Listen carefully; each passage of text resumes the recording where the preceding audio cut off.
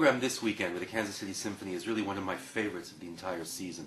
And it came about in such an organic way, I thought it was interesting to tell you a little bit about it. I considered the second half and the first half at the same time, actually, as soon as I knew that there was a possibility of presenting the U.S. premiere of Avner Dorman's percussion concerto, which is titled Frozen in Time. Martin Grubinger is making his debut with us at these concerts, and he is really something to watch. He's an extraordinary musician. Obviously, as a percussionist at such a young age, he's achieved such a level of distinction in Europe. He's played with so many great orchestras, including this season the Vienna Philharmonic. He is Austrian and has a residency at the Vienna Concerthaus. Frozen in Time is a kind of bird's eye view, an arching view of sort of the genesis of the planet and the way the larger continents were formed.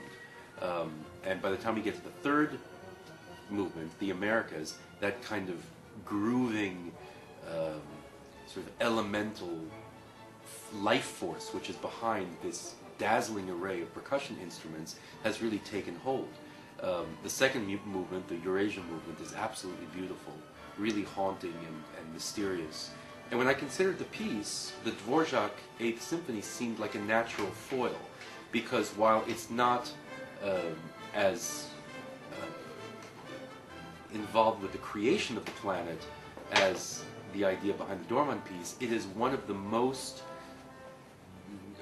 user-friendly in terms of contact with nature and contact with the outer world and the pastoral side of Dvorak. As soon as those two pieces were in place, the rest of the program fell very quickly into shape, and I was inspired by the idea behind Avner's work and came up with the idea of combining, just before his percussion concerto, two works which could not be less similar, but somehow were linked by this idea of birth and of creation. The first was representation of chaos, the astounding opening to Haydn's creation, which, you know, while it was written in the classic era, even though shades of romanticism maybe are starting to blow over the landscape, it is still such an envelope-pushing and remarkably dramatic opening to this extraordinary oratorio, and you feel this incredible life force behind it.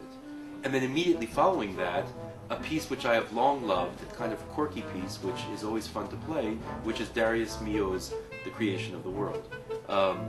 Written for a small group after he had been very influenced by all of the burgeoning jazz influences in the 1920s. And by the time he writes this piece, this style and this aesthetic is completely digested and incorporated into his musical language. So it is a completely different experience to listen to that and to play that after the Haydn and even before the Dorman. But in each of those three pieces, there is this feeling of surprise and total invention, and it's, I think, a tremendous experience to go from Haydn through Milhaud to the Dorman and come to this really extraordinary performance by this young percussionist with open and fresh ears. This is a program which I think is really exciting and fun to play, and I hope that everybody who has the chance to listen to it, I hope that will be you as well, will feel the same.